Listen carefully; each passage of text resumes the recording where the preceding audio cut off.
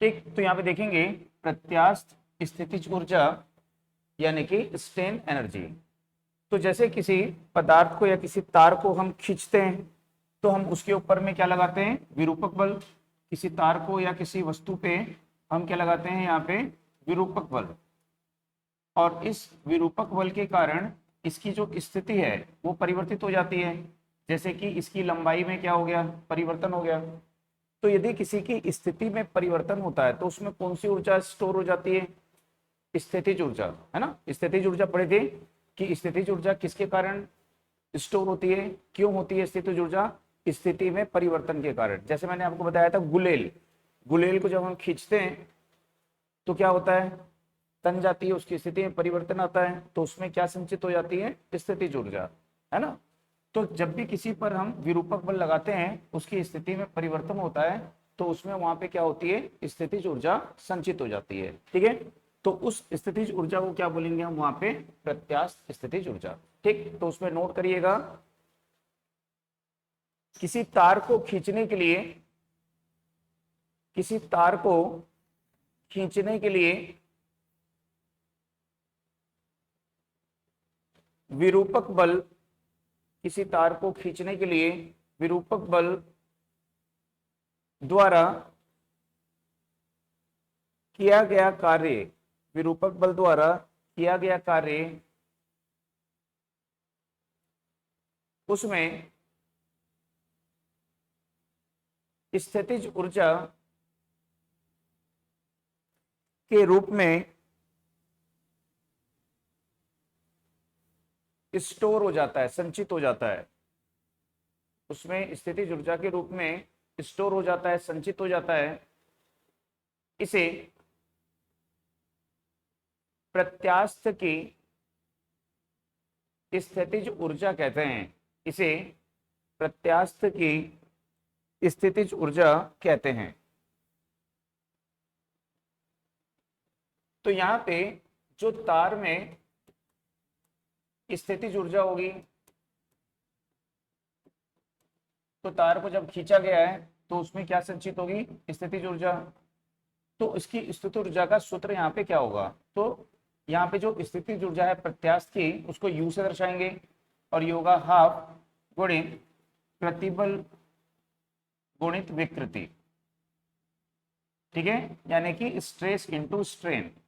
तो प्रतिबल और विकृति के गुणनफल का हाफ, ये स्थितिज ऊर्जा का सूत्र होता है, तो इसको याद रखिएगा। तो यदि पूछेगा कि प्रत्यास्थ की स्थितिज ऊर्जा का मान कितना होता है, तो प्रतिबल और विकृति के गुणनफल का आधा होता है। ठीक, इसके बाद में यहां पे देखेंगे प्रत्यास्थ उत्तर प्रभाव, प्रत्यास्थ उत्तर प्रभाव। ठीक है, elastic after effect, elastic after effect. तो प्रत्यास्थ उत्तर प्रभाव, इलास्टिक आफ्टर इफेक्ट का मतलब होता है कि जैसे किसी वस्तु को हम क्या करें, खींचे हैं, विरूपक बल लगाएं, विरूपक बल लगाने पे उसमें क्या आएगी, विकृति आएगी। तो जब उसको हम वहां पे छोड़ देंगे, यानी कि विरूपक बल को हम हटा लेंगे, तो वस्तु अपनी पुरानी अवस्था में आने के लिए कुछ समय लगाती है। तो उस समय को क्या बोलेंगे, प्रत्यास्थ उत्तर प्रभाव बोलेंगे। ठीक है, तो यदि किसी वस्तु पर हम विरूपक बल लगाएंगे तो उसमें क्या आएगी, विकृति आएगी। और विरूपक बल हटा लेने पर वस्तु अपनी पुरानी स्थिति में आने के लिए जो समय लगाएगी उस समय को क्या बोलेंगे, उसका जो देरी करेगी उसको क्या बोलेंगे, उसमें क्या है, प्रत्यास्थ उत्तर प्रभाव है। तो उसमें नोट करिए, उसमें लिखिएगा विरूपक बल, विरूपक बल को हटा लेने पर, विरूपक बल को हटा लेने पर वस्तु को, वस्तु को अपनी पूर्व अवस्था में, वस्तु को अपनी पूर्व अवस्था में लौटने में, पूर्व अवस्था में लौटने में होने वाली देरी, होने वाली देरी को प्रत्यास्थ उत्तर प्रभाव कहते हैं। ठीक है, ये प्रभाव जो है, प्रत्यास्थ उत्तर प्रभाव जो है, जो क्वार्ट्स होता है, क्वार्ट्स और जो फास्फर ब्रॉन्ज होता है में नगण्य होता है। तो क्वार्ट्स और फास्फर ब्रॉन्ज में ये प्रभाव क्या होता है, लगभग नगण्य होता है। तो इसलिए देखे होगे कि जो इलेक्ट्रिकल इंस्ट्रूमेंट होते हैं उसमें जो स्प्रिंग बनाई जाती है, जो कंट्रोलिंग टॉर्क उत्पन्न करती है, वो किसकी बनाई जाती है, फास्फर ब्रॉन्ज की। ठीक है, क्योंकि इसमें क्या होता है, यहाँ पे स्ट्रेन होता है और वो वापस आने में क्या करेगी, समय नहीं लगाएगी, देरी नहीं करेगी, तो उसमें प्रत्यास्थ उत्तर प्रभाव क्या होगा, नगण्य होता है। ठीक है, इसके बाद में देखेंगे यहाँ पे कि प्रत्यास्थता के क्या अनुप्रयोग होते हैं। ठीक है, एप्लीकेशन ऑफ इलास्टिसिटी।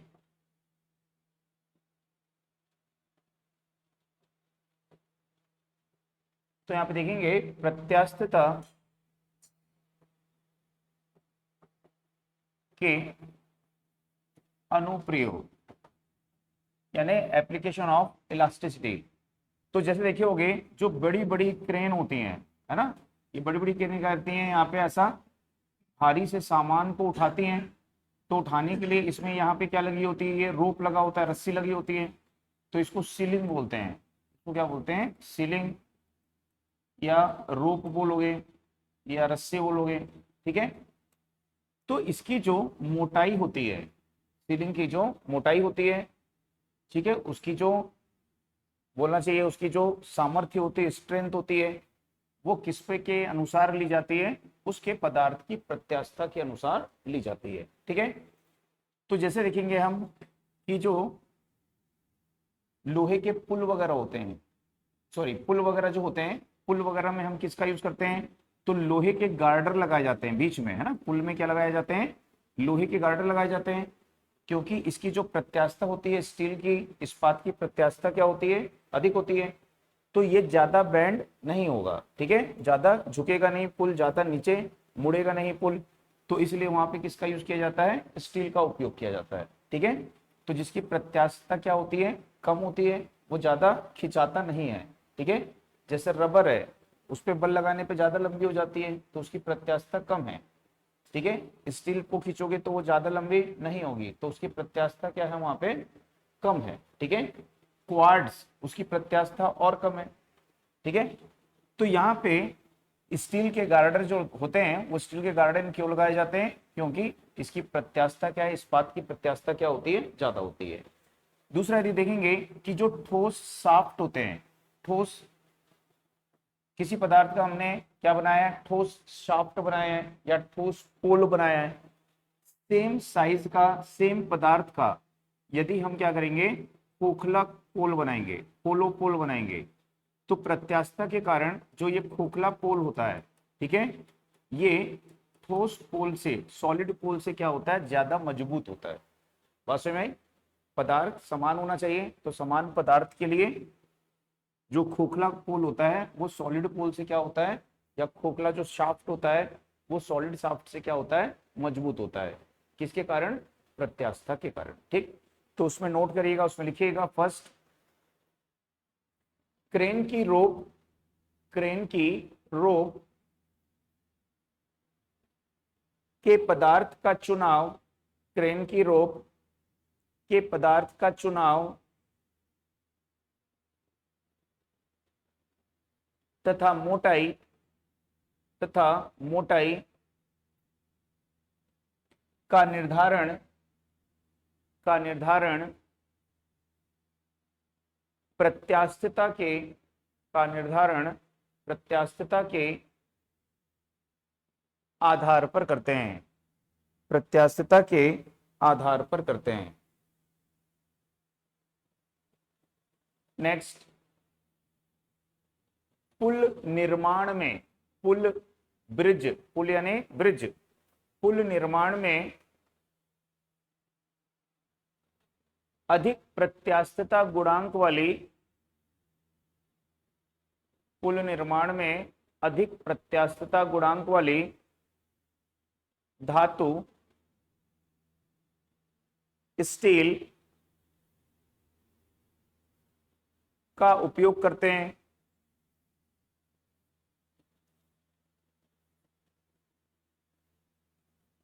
इससे भार के कारण पुल अधिक नहीं झुकता है। इससे भार के कारण पुल अधिक नहीं झुकता है। नेक्स्ट, समान तथा बराबर मात्रा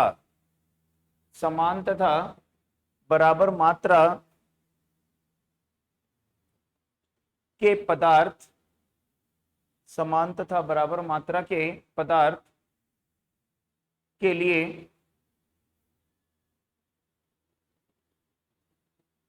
ठोस शाफ्ट यानी सॉलिड शाफ्ट, ठोस शाफ्ट, सॉलिड शाफ्ट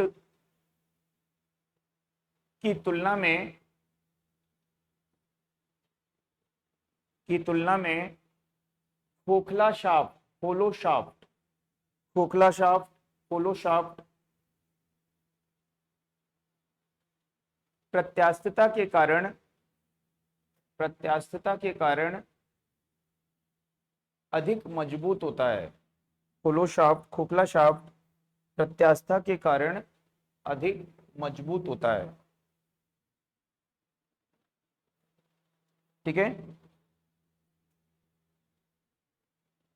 इसके बाद में यहाँ पे देखेंगे एक होता है पाइसन रेशियो, पाइसन उसको बोलेंगे, पाइसन अनुपात।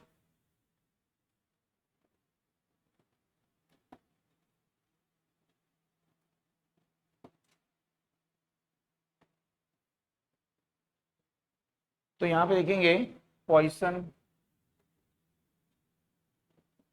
रेशियो इसको बोलते हैं। ठीक है, और इसको यहाँ पे सिग्मा से डिनोट करेंगे, पॉइसन रेशियो।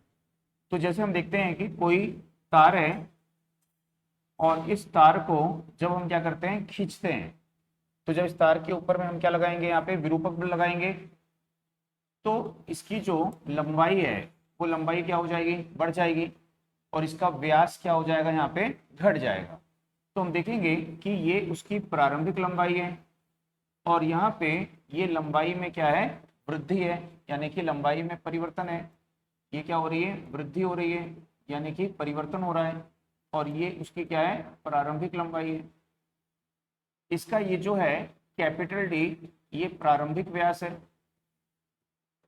ठीक, और अब जो उसका व्यास हो गया है वो क्या हो गया है, स्मॉल डी। ठीक, तो उसके व्यास में जो परिवर्तन हुआ है उस परिवर्तन को क्या बोलेंगे, स्मॉल डी है। तो ये बोलेंगे व्यास में परिवर्तन। ठीक है, तो एल को हम क्या बोलेंगे, ये उसकी प्रारंभिक लंबाई है, स्मॉल एल क्या है, लंबाई में परिवर्तन है। कैपिटल डी जो है प्रारंभिक व्यास है तार का, और स्मॉल डी जो है ये व्यास में परिवर्तन है। ठीक है, तो जो पॉइसन रेशियो होता है, अब अनुदैर्ध्य होता है, एक क्या होता है, अनुदैर्ध्य, और एक क्या होता है, अनुप्रस्थ होता है। ठीक है, तो यहां पे बोलेंगे जो होता है अनुप्रस्थ विकृति और एक होती है अनुदैर्ध्य विकृति।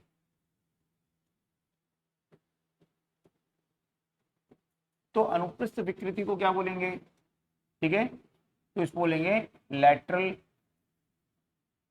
स्ट्रेन, और इसको बोलेंगे लॉन्गिट्यूडिनल स्ट्रेन। तो इन दोनों विकृति का जो अनुपात होता है इसको क्या बोलते हैं, पॉइसन रेशियो। तो यहाँ पे जो अनुप्रस्थ विकृति होती है, अनुप्रस्थ का मतलब क्या होता है, इसके क्षेत्रफल को क्या बोलते हो, अनुप्रस्थ क्षेत्रफल बोलते हो।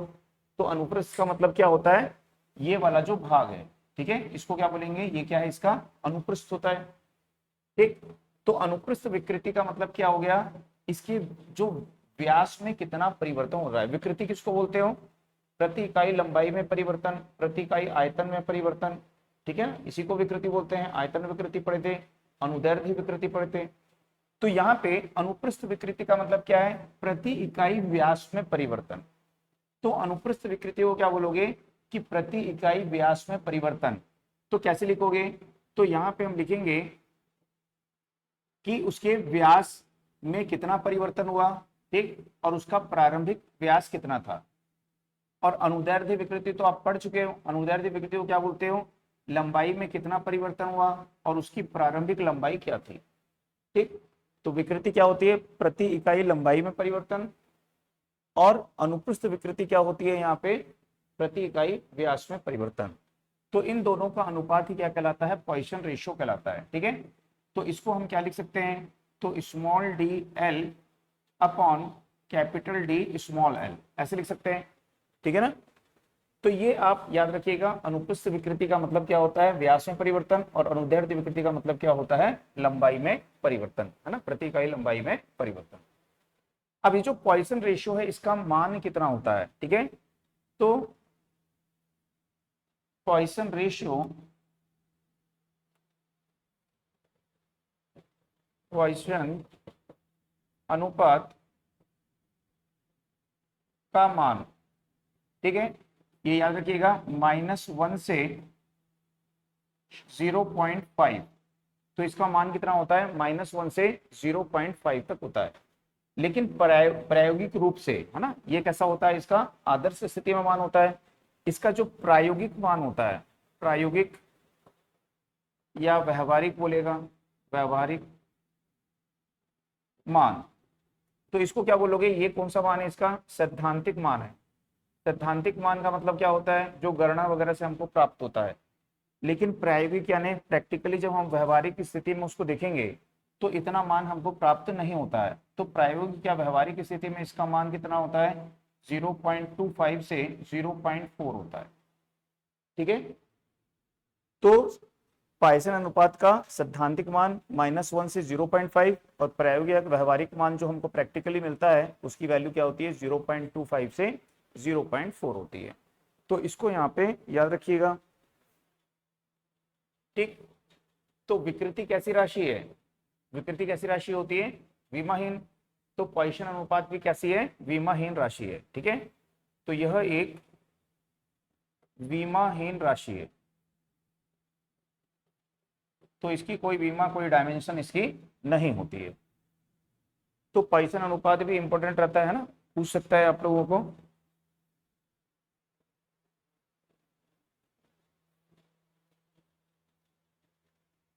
तो मैंने तो आपको कल लास्ट क्लास में बताया था कि सबसे अधिक प्रत्यास्थता किसकी है, क्वार्ट्ज, लिखवाया था ना, क्वार्ट्ज, फिर क्या लिखाया था, इस्पात, है ना, वो लिख चुके हो आप लोग। तो याद रखिएगा, क्वार्ट्ज के बाद आता है इस्पात। दूसरा मैंने ये भी आपको बताया था, हुक का नियम किसको परिभाषित करता है, ये भी लिखवा चुका हूं। हुक का नियम किसको परिभाषित करता है, प्रत्यास्था गुणांक, पढ़े थे ना, प्रतिबल बटा विकृति, वहीं से मिला था। तो प्रत्यास्था गुणांक क्या होता है, प्रतिबल और विकृति का अनुपात होता है ना। तो हुक का नियम किसको परिभाषित करता है, प्रत्यास्था गुणांक को परिभाषित करता है। ठीक है, और ये भी बताया था शायद कि वायु और जल में किसकी प्रत्यास्था अधिक होती है, जल की प्रत्यास्था क्या होती है, वायु की तुलना में अधिक होती है। ठीक है, वायु की तुलना में जल की प्रत्यास्था अधिक लिखाया हूं कि नहीं, देखो कॉपी में क्या लिखवाया हूं।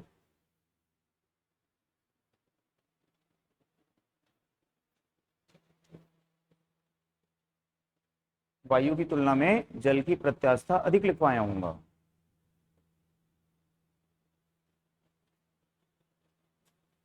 जहां शुद्धि वगैरह लिखे हो लास्ट में, लास्ट क्लास में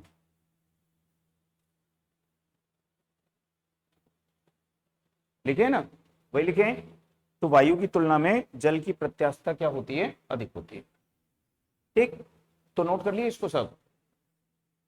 अब इसके बाद में जो प्रत्यास्था होती है ये गैसों में भी होती है। ठीक है, तो गैसों की प्रत्यास्था को यहाँ पे देखेंगे, गैसों में किस प्रकार की प्रत्यास्था होती है। ठीक, तो पॉइसन अनुपात लिख लिए, इसका मान याद रखिएगा, इसका मान कितना होता है, ठीक, -1 से 0.5। जब बोलेगा व्यवहारिक या प्रायोगिक मान कितना है तभी ये बताना है, नहीं तो आपको कौन सा मान याद रखना है, सैद्धांतिक मान याद रखना है, ठीक है ना। अब इसके बाद में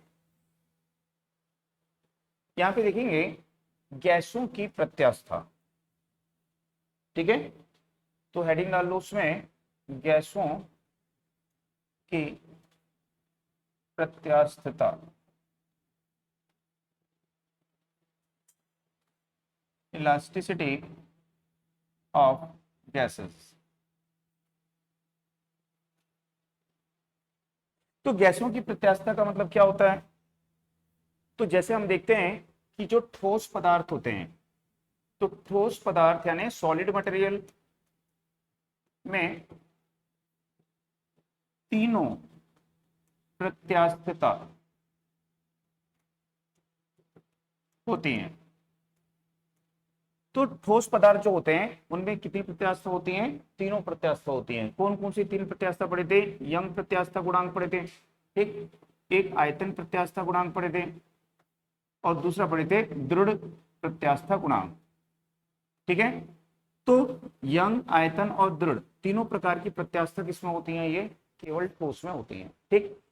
जो यहाँ पे गैस होती है, गैस में केवल आयतन प्रत्यास्था गुणांक होता है, ठीक है। तो गैसों में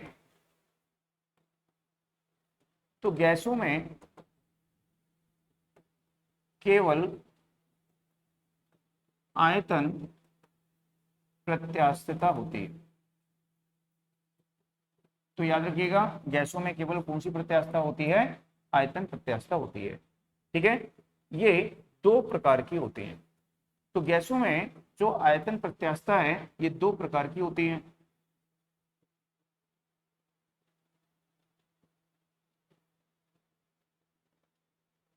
एक होती है समतापी, समतापी प्रत्यास्थता। तो समतापी प्रत्यास्थता का मतलब क्या होता है, तो समतापी को बोलते हैं आइसोथर्मल इलास्टिसिटी, ठीक है। तो आइसोथर्मल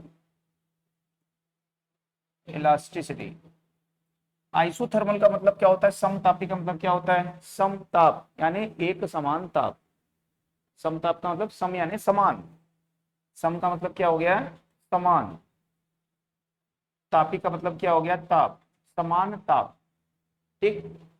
तो यदि जैसे किसी बर्तन में यहाँ पे गैस भरी हुई है ऐसे, ठीक, और हम क्या करते हैं यहाँ पर एक पिस्टन लगा देते हैं इसके पास, तो एक पिस्टन लगा देते हैं और पिस्टन लगा के इसके ऊपर में क्या करते हैं हम, बल आरोपित करते हैं, उसके ऊपर दबाव डालते हैं।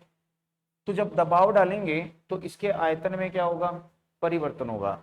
लेकिन हम जो दाब है वो धीरे धीरे धीरे धीरे डालेंगे, तो जब हम धीरे धीरे डालेंगे दाब तो इसके आयतन में धीरे धीरे परिवर्तन होगा, ठीक है।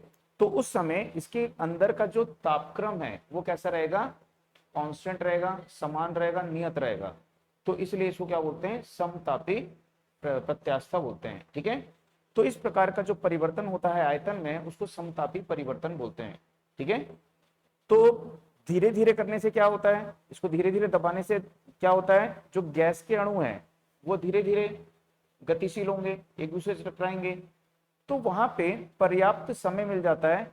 यदि यहाँ पे कोई ऊष्मा वगैरह उत्पन्न हो रही है तो बाहर निकल सकती है, बाहरी ऊष्मा इसमें प्रवेश कर सकती है, तो समय वहां पे क्या मिल जाता है, हमको पर्याप्त मिल जाता है। तो इस समय जो गैस की प्रत्यास्था होगी उसको क्या बोलेंगे, उसकी समतापी प्रत्यास्था बोलेंगे, ठीक है।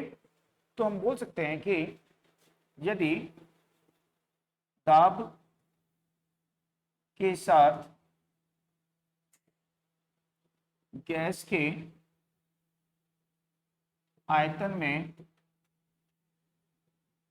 धीरे धीरे परिवर्तन हो तो गैस का ताप नियत यानी कांस्टेंट रहता है।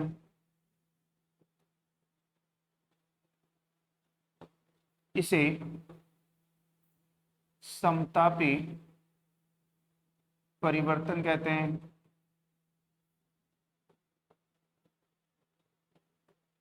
इस समय गैस की, या बोल सकते हो समतापी परिवर्तन में गैस की प्रत्यास्था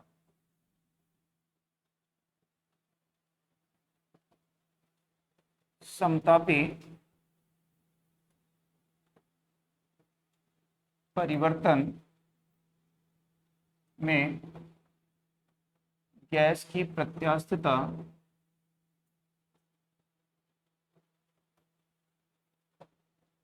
समतापी प्रत्यास्थता कहलाती है। ठीक, तो ये जो समतापी प्रत्यास्थता होती है, इसको ई नॉट से यहाँ पे दर्शा रहे हैं। ठीक, या ई थीटा से दर्शा सकते हो, ई थीटा कर देते हैं, तो इसको यहाँ पे ई थीटा से दर्शा देते हैं। तो ये जो समतापी प्रत्यास्थता होती है, समतापी किसकी, गैस की, गैस की समतापी प्रत्यास्थता, ठीक है, ई नॉट ये गैस के, सॉरी ई थीटा गैस के दाब के बराबर होती है। तो किसके बराबर होती है, गैस के प्रारंभिक दाब। ठीक है, तो हम बोलेंगे कि समतापी परिवर्तन में गैस की प्रत्यास्थता क्या कहलाती है, समतापी प्रत्यास्थता कहलाती है। और समतापी प्रत्यास्थता किसके बराबर होती है, तो गैस के प्रारंभिक दाब के बराबर होती है। तो यह गैस के प्रारंभिक दाब के बराबर होती है। ठीक, तो सिंपल याद रखना कि गैस की समतापी पर जो प्रत्यास्थता है किसके बराबर होती है, गैस के प्रारंभिक दाब के वो बराबर होती है। ठीक, इसको नोट कर लीजिए।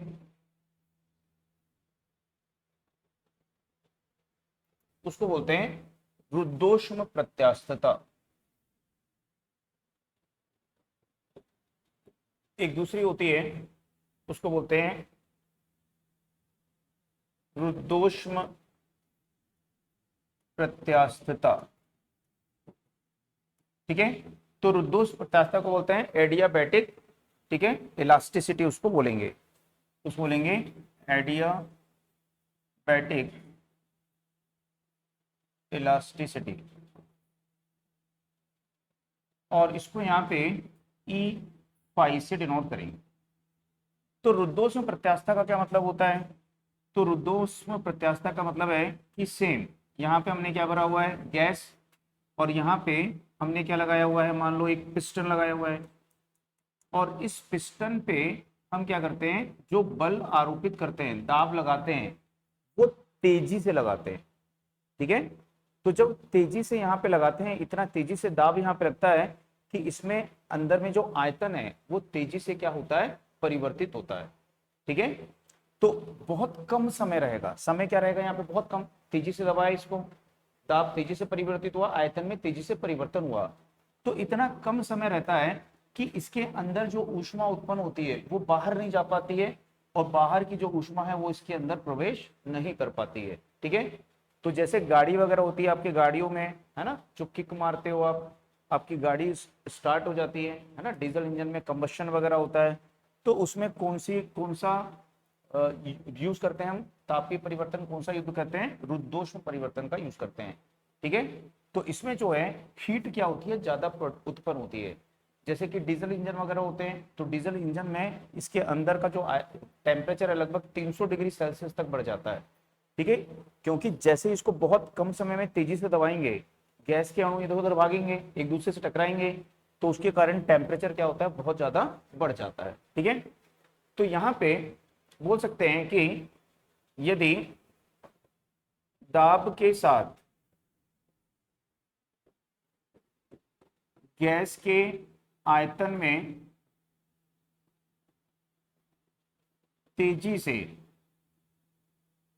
परिवर्तन हो, जिससे अंदर की ऊष्मा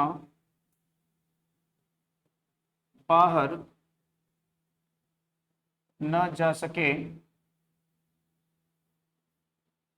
और बाहर की ऊष्मा अंदर न आ सके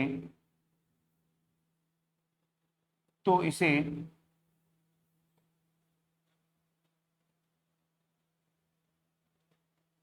रुद्धोष्म परिवर्तन कहते हैं।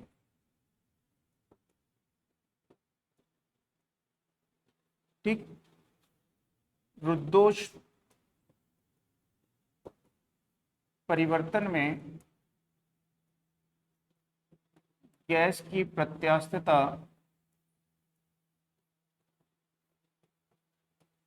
रुद्धोष्म प्रत्यास्थता कहलाती है। ठीक है, अब जो ये रुद्धोष्म प्रत्यास्थता है, ये रुद्धोष्म प्रत्यास्थता किसके बराबर होती है? ठीक है, तो रुद्धोष्म प्रत्यास्थता का जो मान होता है वो ये गैस के विशिष्ट ऊष्मा का अनुपात है। ठीक है, और ये गैस का प्रारंभिक दाब है। तो यहां पे जो गामा है ये गैस की विशिष्ट ऊष्मा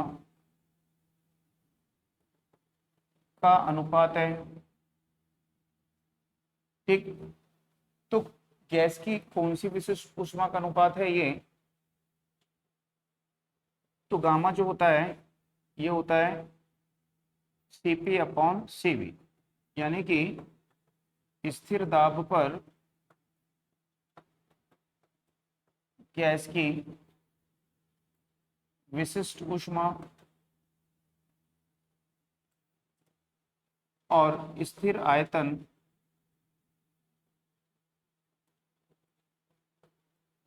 पर गैस की विशिष्ट ऊष्मा, तो इनका ये अनुपात होता है। ठीक, और P जो है ये गैस का प्रारंभिक दाब है, गैस का प्रारंभिक दाब। ठीक, इसको नोट करिए। इसके बाद में नया टॉपिक यहां पे देखेंगे,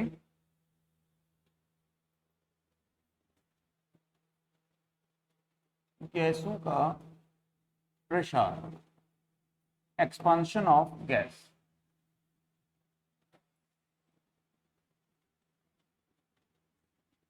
तो यदि हम देखें यहाँ पे कि कोई एक बर्तन है और इस बर्तन में यदि हम क्या करते हैं, गैस को भर देते हैं और गैस को भर के इसको क्या करते हैं, यहाँ पे गर्म करते हैं, हीट करते हैं, तो गैस का जो दाब है इसके अंदर क्या होता है, बढ़ जाता है, क्योंकि गर्म करने पर क्या होता है, गैसों में प्रसार होता है।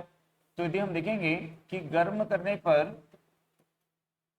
गैसों में प्रसार होता है, प्रसार यानी एक्सपांशन होता है। ठीक है, ठोस और द्रव में ये जो प्रसार है ये कम होता है। ठीक है, नगण्य के लगभग होता है, लेकिन गैसों में ये प्रसार क्या होता है, ज्यादा होता है। इससे गैस का जो दाब है वो क्या होता है, बढ़ जाता है।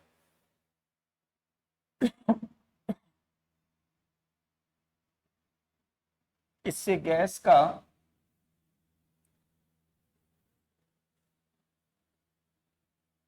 दाब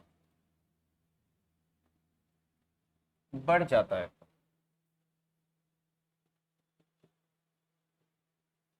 अतः गैस की अवस्था को, गैस की अवस्था को ताप, दाब और आयतन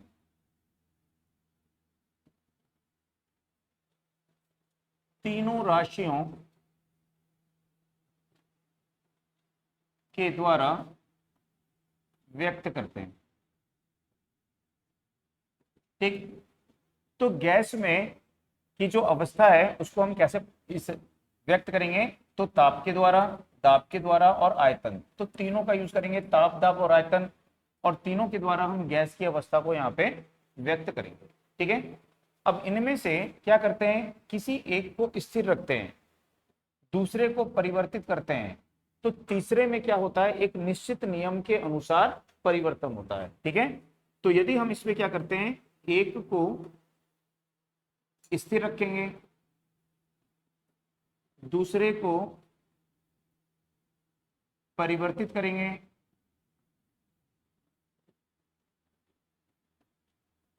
तो तीसरे में एक निश्चित नियम के अनुसार परिवर्तन होता है।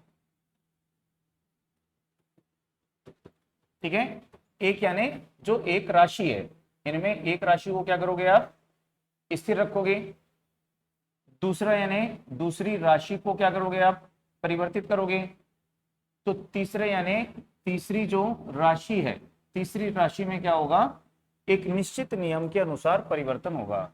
जैसे ताप को स्थिर रखेंगे, दाब को परिवर्तित करेंगे तो आयतन में परिवर्तन होगा, दाब को स्थिर रखेंगे, ठीक है, ताप में परिवर्तन करेंगे, आयतन में परिवर्तन होगा। तो किसी एक को स्थिर रखेंगे, दूसरे को परिवर्तित करेंगे, तो तीसरे में एक निश्चित नियम के अनुसार वहां पे परिवर्तन होता है। ठीक है, तो ये जो परिवर्तन होता है, ये परिवर्तन के लिए तीन नियमों का उपयोग किया जाता है। ठीक है, एक नियम होता है चार्ल्स का नियम, एक होता है बॉयल का नियम, और दूसरा होता है यहाँ पे दाब का नियम, तीसरा होता है दाब का नियम। ठीक है, तो इन परिवर्तन को समझने के लिए यहाँ पे तीन नियम का यूज करते हैं। ठीक है, तो एक होता है बॉयल का नियम, एक होता है यहाँ पे बॉयल का नियम। ठीक है, तो इसको बोलेंगे बॉयल्स लॉ।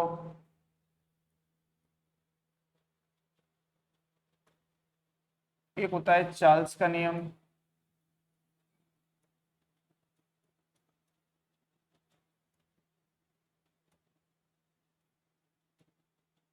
ठीक है, तो एक होता है यहाँ पे चार्ल्स का नियम,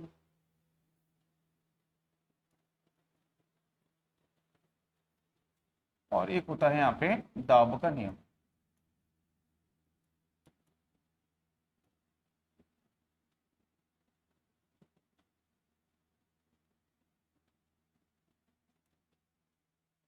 तो यहाँ पे इन तीनों नियमों को एक साथ लिखेंगे, एक साथ पढ़ेंगे तो आसानी से आपको याद रहेगा।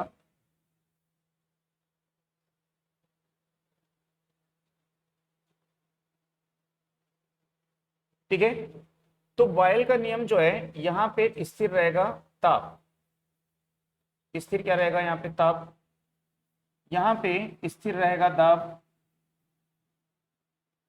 और यहाँ पे स्थिर रहेगा आयतन। तो ताप, दाब और आयतन, ठीक है, तो ताप स्थिर रहेगा, दाब स्थिर रहेगा, और क्या स्थिर रहेगा, आयतन स्थिर रहेगा। तो यहाँ पे जब हम ताप को स्थिर रखेंगे तो गैस के एक निश्चित द्रव्यमान, अब तीन राशि पढ़े हो ना, तो तीन राशि क्या पढ़े हो यहाँ पे, एक पढ़े हो ताप, एक पढ़े हो दाब, और एक क्या पढ़े हो, आयतन।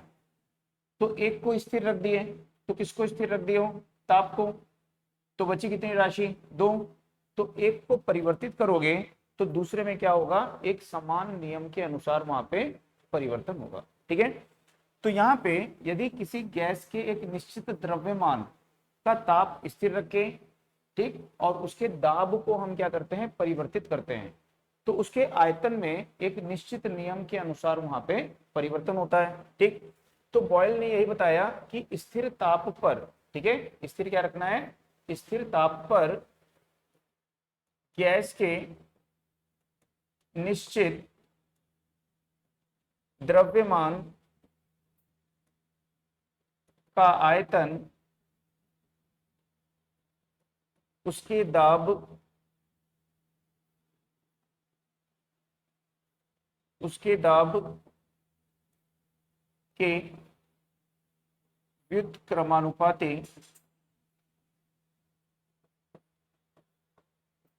होता है। ठीक, तो ताप को स्थिर रख दिए, अब जो यहाँ पे आयतन होगा वो आयतन किसके व्युत्क्रमानुपाती होगा? दाब के व्युत्क्रमानुपाती होगा, यानी प्रेशर के क्या होगा? वो व्युत्क्रमानुपाती होगा। आई बात समझ में? तो यदि हम यहाँ पे देखें कि जब अनुपाती के चिन्ह को ओपन करते हैं तो यहाँ पे क्या मिलता है? एक स्थिरांक। तो यहाँ पे भी क्या मिलेगा? एक स्थिरांक। उस स्थिरांक को क्या करेंगे? के से दर्शाएंगे। तो ये 1 क्या हो जाएगा? पी। इन दोनों को गुणा कर देंगे तो P V is equal to क्या हो जाएगा? एक नियतांक हो जाएगा, एक कांस्टेंट हो जाएगा। ठीक है। तो यहाँ पे दाब और आयतन का जो गुणनफल है वो क्या होता है? एक नियतांक होता है। इसका मतलब है कि यदि कोई ऐसा बर्तन है और उस बर्तन के अंदर में है ना, बंद है, ये क्लोज पात्र है और इसके अंदर में हमने गैस को भर दिया और इसके टेम्परेचर को क्या रखा हुआ है? यहाँ पे स्थिर। और इसके अंदर यदि हम दाब बढ़ाएंगे तो यदि दाब बढ़ाओगे तो इसका आयतन क्या हो जाएगा? कम हो जाएगा। यदि दाब को हम दुगना कर देंगे तो आयतन क्या हो जाएगा? उसका आधा हो जाएगा। और यदि हम दाब को, ठीक है, कम कर देंगे तो आयतन क्या होगा? बढ़ जाएगा। ठीक। तो यही बताया कि यदि ताप स्थिर है तो वहां पर उसके आयतन में जो परिवर्तन होगा वो केवल किस पे डिपेंड करेगा? दाब पर डिपेंड करेगा। और दाब के व्युत्क्रमानुपाती होगा। सिंपल सी बात है, गैस को दबाओगे, दाब डालोगे तो उसका आयतन क्या होगा? घट जाएगा। तो वही बताया कि दाब के व्युत्क्रमानुपाती होता है, दाब बढ़ता है तो आयतन उसका आयतन क्या होता है? घट जाता है। ठीक है। तो इस नियम को क्या बोलते हैं? बॉयल का नियम बोलते हैं। ठीक है। तो जो बॉयल का नियम होता है, ये बॉयल का नियम किस गैस के लिए लागू होता है, किसके लिए लागू नहीं होता है? तो बॉयल का नियम जो होता है, जो उच्च ताप होता है और निम्न दाब, उच्च ताप और निम्न दाब वाली गैसों पर ये लागू होता है। ठीक है। तो ये भी आता है क्वेश्चन, उच्च ताप और निम्न दाब, निम्न दाब की गैसों पर बॉयल का नियम लागू होता है। ठीक है। तो इस प्रकार की जो गैस होती है ना, जिनका ताप उच्च होता है और दाब निम्न होता है, इनको क्या माना जाता है? आदर्श गैस माना जाता है। तो बॉयल का नियम जो है वो सभी गैसों पे लागू नहीं होगा। किस पे लागू होगा? आदर्श गैसों पे लागू होगा। ठीक है।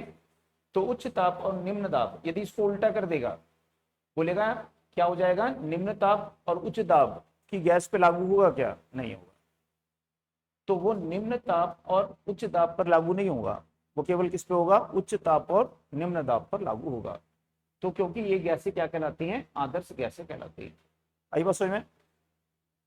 तो इसको नोट करिए, फिर उसके बाद में सेकंड नियम देखते हैं। देखिए, नेक्स्ट जो नियम है ये चार्ल्स का नियम है। तो चार्ल्स के नियम में हम किसको स्थिर रखेंगे? यहाँ पे दाब को। तो हमारे पास में क्या होता है? दाब, ताप, दाब और आयतन होता है यहाँ पे। तो ताप, दाब, आयतन में आपने किसको स्थिर रख दिया यहाँ पे? ठीक। तो हमने यहाँ पे दाब को स्थिर रख दिया। तो क्या बच गया हमारे पास में? तापक्रम बच गया और क्या बच गया? आयतन बच गया। ठीक है। तो यहाँ पे जब हम दाब को स्थिर रखते हैं तो बोलता है कि स्थिर दाब पर, ठीक है, गैस के निश्चित द्रव्यमान, यानी गैस का जो द्रव्यमान है वो आपको हमेशा सब जगह निश्चित रखना है। ऐसा नहीं गैस घटा रहे हो बढ़ा रहे हो, जितनी गैस का द्रव्यमान है उतना ही रखना है उसको, है ना। द्रव्यमान को परिवर्तित नहीं करना है ना। द्रव्यमान मतलब गैस की मात्रा, जो गैस की मात्रा जितनी है उतनी ही रहनी है। तो यदि हम गैस की एक निश्चित मात्रा ले लेते हैं और उसका दाब स्थिर रख देते हैं, ठीक है, तो गैस के निश्चित द्रव्यमान का ताप यदि हम बढ़ाते हैं, का तापक्रम 1 डिग्री सेल्सियस बढ़ाने पर उसका आयतन प्रारंभिक या वास्तविक बोल सकते हो या प्रारंभिक बोल सकते हो, आयतन का 1/273वां भाग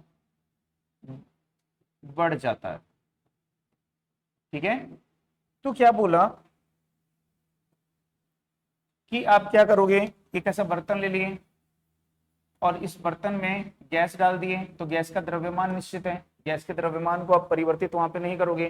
ठीक, अब क्या करोगे, इसका जो तापक्रम बढ़ाओगे, इसको गर्म करोगे, इसका तापक्रम क्या करोगे, 1 डिग्री सेल्सियस बढ़ा दोगे। तो जब 1 डिग्री सेल्सियस तापक्रम बढ़ जाएगा तो इसका जो पहले आयतन था उससे आयतन बढ़ जाएगा।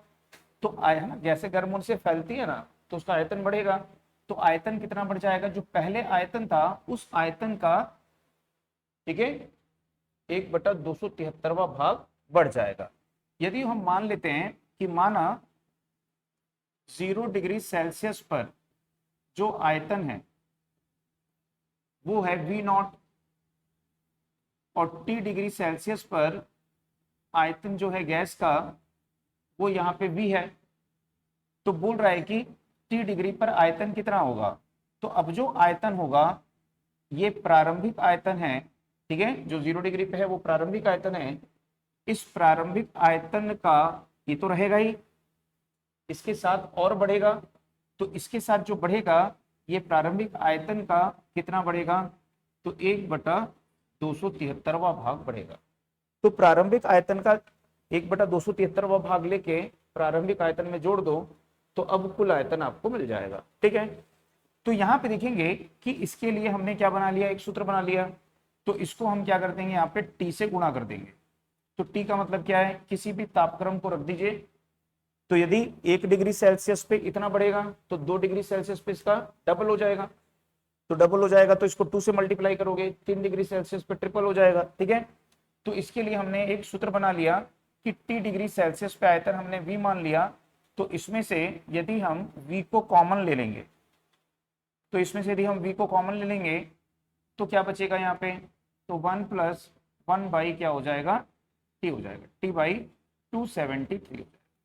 तो ये हमारा एक सूत्र बन जाएगा कि किसी भी तापक्रम पर यदि बोलता है गैस का आयतन क्या होगा, तो प्रारंभिक आयतन रख देंगे और उस तापक्रम को रख देंगे और हल कर लेंगे, तो हमको क्या मिल जाएगा, उसका उस तापक्रम पर आयतन कितना होगा। ठीक है, तो ये क्या कहलाता है, यहाँ पे चार्ल्स का नियम कहलाता है।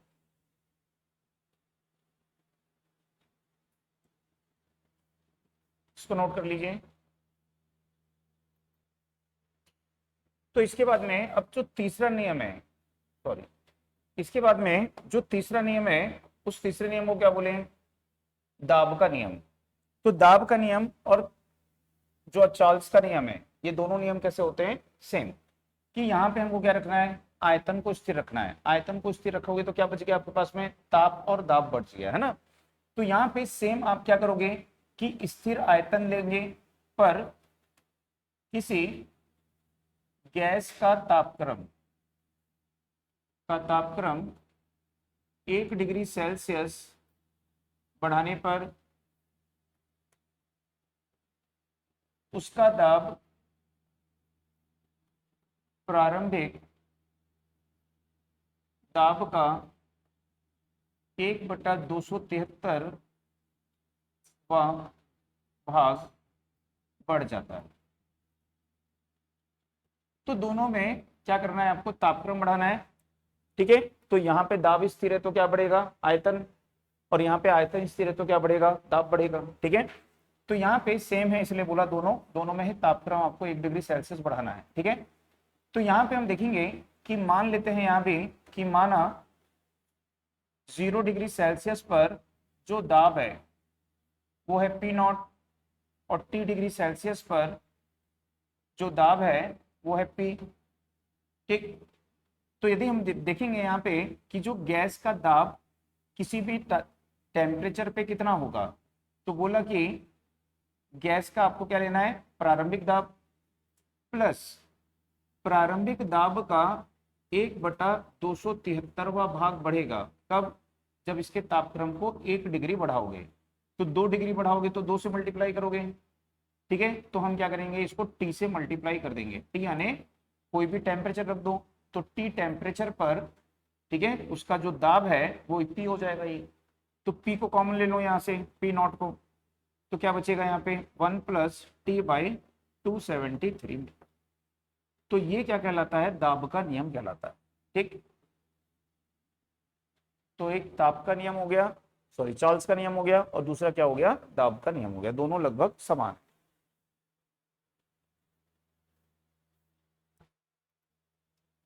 तो इसके बाद में देखेंगे यहाँ पे परम शून्य ताप।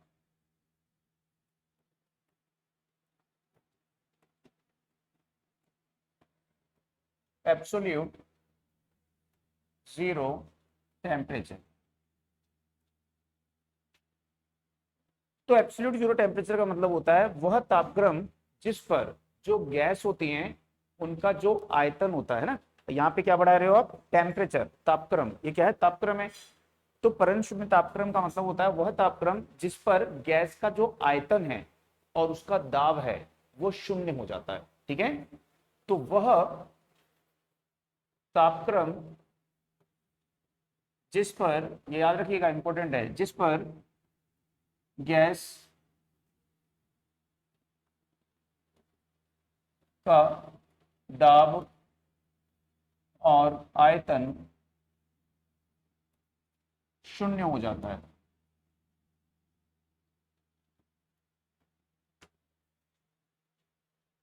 परम शून्य तापक्रम कहलाता है।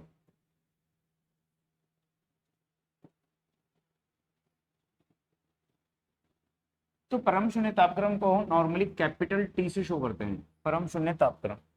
ठीक, तो समझ में आया। परम शून्य तापक्रम किसको बोलेंगे, तो पूछेगा परम शून्य तापक्रम पर गैस का आयतन क्या हो जाता है, परम शून्य तापक्रम पर गैस का दाब क्या हो जाता है, या बोलेगा परम शून्य ताप पर गैस के अणुओं का वेग क्या हो जाता है, शून्य। जब गैस ही शून्य हो गई, आयतन शून्य हो गया, तो वहां पर उसके अणुओं का वेग भी क्या हो जाएगा, गतिज ऊर्जा बोलेगा क्या हो जाएगी, शून्य, सब चीज शून्य हो जाएगा। ठीक है, तो याद रखिएगा कि परम शून्य ताप पर गैस का दाब, आयतन, अणुओं का वेग, गतिज ऊर्जा, अणुओं की गतिज ऊर्जा सब क्या हो जाएगी, वहां पे शून्य हो जाएगी। ठीक, तो ये जो परम शून्य ताप होता है इसको कैसे यहाँ पे प्रूव किए, तो यदि हम देखेंगे कि जो हमने पढ़ा था चॉल्स का नियम, ठीक है, तो चॉल्स के नियम में हमने पढ़ा था ये,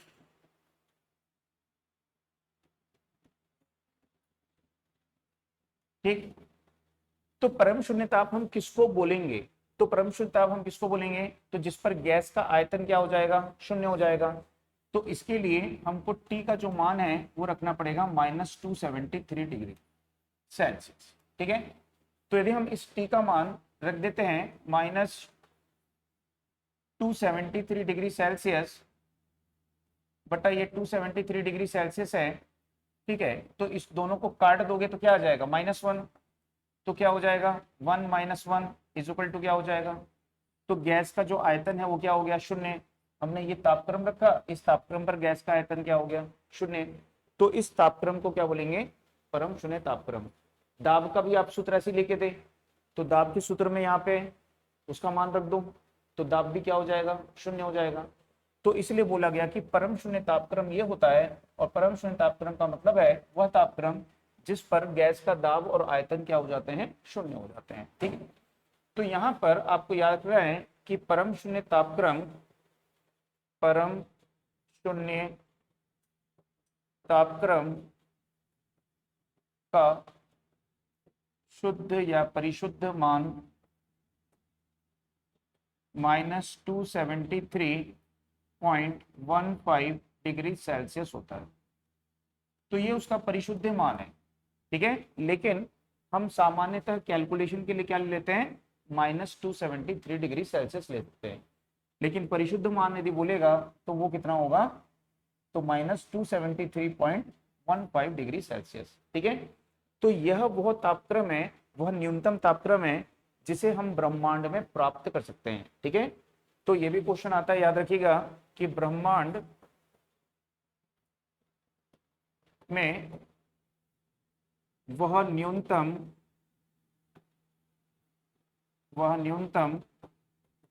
तापक्रम जिसे हम प्राप्त कर सकते हैं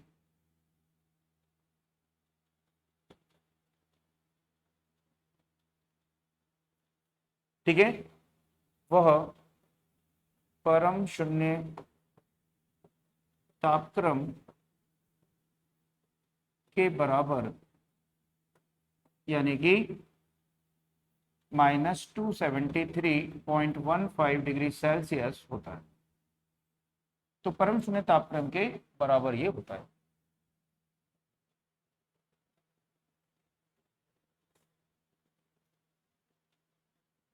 ठीक है, इसको नोट कर लो।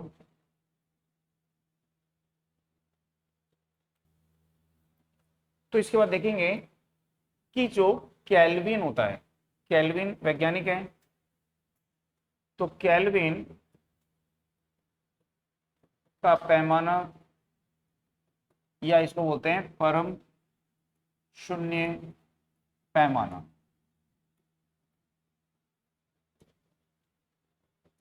केल्विन स्केल या एब्सोल्यूट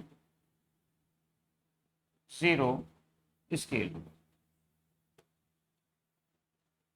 तो केल्विन ने क्या किया, जो परम शून्य तापक्रम है, ठीक है, परम शून्य तापक्रम के आधार पर, परम शून्य तापक्रम क्या माना कि वो 0 डिग्री सेल्सियस है, तो परम शून्य तापक्रम को 0 डिग्री सेल्सियस मानकर एक पैमाना बनाया, एक स्केल बनाया, जिसको क्या बोला गया, केल्विन पैमाना उसको बोला गया, केल्विन स्केल उसको बोला गया। ठीक है, तो यहाँ पे केल्विन ने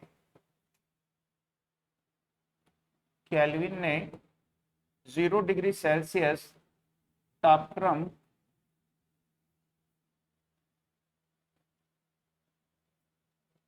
जीरो डिग्री में बोलेंगे परम शून्य तापक्रम, केल्विन ने परम शून्य तापक्रम,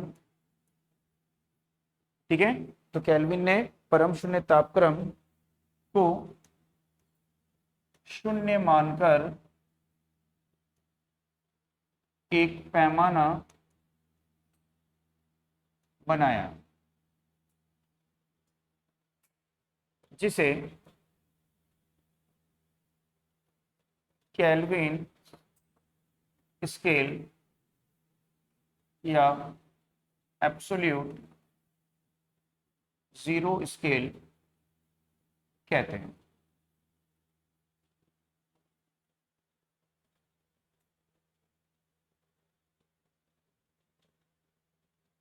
ठीक है, इसकी प्रत्येक डिग्री, इसका प्रत्येक डिग्री, डिग्री यानी अंश,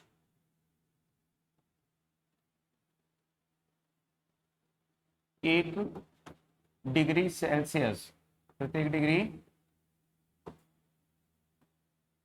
1 डिग्री सेल्सियस के बराबर होता है। तो इसकी जो प्रत्येक डिग्री होती है वो 1 डिग्री सेल्सियस के बराबर होती है। ठीक है, तो केल्विन ने, जैसे कि हमारा सेल्सियस स्केल है, तो ये सेल्सियस स्केल है, तो ये 0 डिग्री सेल्सियस है, ये है ना, ये क्या है यहाँ पे 0 डिग्री सेल्सियस है, और ये क्या है यहाँ पे, ये 100 डिग्री सेल्सियस है। तो इसको क्या बोलते हैं कि ये क्या है यहाँ पे, जो बर्फ होता है, बर्फ का गलनांक होता है ये, और इसको क्या बोलते हो कि ये जल का क्या होता है, क्वथनांक होता है। ठीक है, तो ये हमारा डिग्री सेल्सियस है। अब केल्विन ने क्या बोला कि यहाँ पे जो -273 डिग्री सेल्सियस है उसको क्या बोलेंगे हम, यहाँ पे उसको क्या बोलेगा, 0 केल्विन। तो इसका मतलब है कि केल्विन ने क्या किया, इसके नीचे की वैल्यू ली है। तो केल्विन ने क्या की, इसके नीचे की ऐसा वैल्यू ली। तो नीचे जब हम आएंगे 0 से तो क्या बोलोगे, माइनस बोलोगे, तो ये क्या हो गया, -273 डिग्री सेल्सियस हो गया। ठीक, तो ये जो है बर्फ जो है 0 डिग्री सेल्सियस पे जमता है और गलता है, ये उसके नीचे का भी टेम्परेचर है, माइनस में है। तो केल्विन ने जो स्केल यहाँ पे बनाया, वो स्केल इस प्रकार से बनाया कि ये -270 डिग्री सेल्सियस को क्या बोला कि ये 0 केल्विन है। ठीक है, 0 केल्विन है। ठीक है, तो यहाँ पे इसने पैमाने में ऐसे भाग बनाए, तो इसका जो प्रत्येक भाग है वो किसको दर्शाता है, 1 डिग्री सेल्सियस को दर्शाता है। ठीक है, तो जब वो 1 डिग्री सेल्सियस को दर्शाता है, तो जब वो इसके बराबर आएगा, 0 के बराबर आएगा, तो 0 के बराबर आएगा तो कितना आ जाएगा यहाँ पे 273 केल्विन आ जाएगा। ठीक, तो 273 केल्विन का मतलब क्या है, वो बर्फ का गलनांक हो जाएगा। वो ये भी क्वेश्चन आता है कि बर्फ का गलनांक केल्विन स्केल में क्या होता है, तो 273। ठीक है, और जब इसके और ऊपर आएगा तो यहाँ से 100 जोड़ोगे तो कितना आ जाएगा, यहाँ पे 373 केल्विन आ जाएगा। तो ये क्या हो जाएगा, जल का क्वथनांक हो जाएगा। तो पूछेगा कि जल का क्वथनांक केल्विन स्केल में कितना होता है, तो 373 केल्विन होता है, और बर्फ का गलनांक ये होता है। तो -273 डिग्री सेल्सियस को क्या बोला उसने, 0 केल्विन, और इसको मान के एक स्केल यहाँ पे बनाया। तो हम यहाँ पे बोल सकते हैं कि -273 डिग्री सेल्सियस जो है वो किसके बराबर है, 0 केल्विन के लिए, और 0 डिग्री सेल्सियस जो है सेल्सियस, तो ये क्या है, सेल्सियस है। तो 273 डिग्री सेल्सियस जो है ये किसके बराबर है, 0 केल्विन के, और 0 डिग्री सेल्सियस जो है वो किसके बराबर है, 273 केल्विन के बराबर है। ठीक है, तो ये डिग्री सेल्सियस और केल्विन में संबंध है। तो हम क्या कर सकते हैं, इसके लिए एक छोटा सा सूत्र बना सकते हैं, और सूत्र बना के केल्विन को डिग्री में और डिग्री को केल्विन में बदल सकते हैं। तो हम बोल सकते हैं कि ये टेम्परेचर है और ये डिग्री सेल्सियस में है, तो ये क्या हो जाएगा, तो 273 प्लस टेम्परेचर, और ये क्या हो जाएगा, केल्विन हो जाएगा। ठीक है, तो यदि बोलता है आपको कि 100 डिग्री सेल्सियस बराबर कितना केल्विन, ठीक है, तो बराबर इस पर लिख देते हैं 100 डिग्री सेल्सियस बराबर खालिस्तान केल्विन। तो 100 डिग्री सेल्सियस कितने केल्विन के बराबर होगा, ठीक है, तो यहाँ पे 100 रख दोगे आप, तो 273 प्लस 100, ठीक है, तो कितना आ जाएगा, ये हो जाएगा 373 केल्विन। तो यहाँ पे टेम्परेचर कितना था हमारा, 100 डिग्री सेल्सियस, तो 100 डिग्री सेल्सियस, ठीक है, किसके बराबर, दोनों जगह 100 रख दो, तो 100 डिग्री सेल्सियस किसके बराबर होगा, 373 केल्विन के बराबर होगा। आ रही बात सुन। तो इससे आप क्या कर सकते हो, डिग्री सेल्सियस को केल्विन में और केल्विन को डिग्री सेल्सियस में बदल सकते हो। ठीक, तो जो भी टेम्परेचर आपको डिग्री सेल्सियस वाला है उसको यहाँ रख दो, 100 डिग्री सेल्सियस, 100 डिग्री सेल्सियस, तो 100 डिग्री सेल्सियस क्या होगा, 373 केल्विन के बराबर हो जाएगा। 50 डिग्री सेल्सियस है तो 50 वहां पे रख दो, तो 50 रख दोगे तो कितना आ जाएगा, ठीक है, 223 डिग्री सेल्सियस हो जाएगा, केल्विन हो जाएगा। तो 50 डिग्री सेल्सियस 323 डिग्री केल्विन के बराबर होगा। अगली बात समझ में, तो इसको आपको यहाँ पे याद रखना है। तो इस पैमाने को क्या बोला गया यहाँ पे, परम शून्य पैमाना या केल्विन पैमाना बोला गया।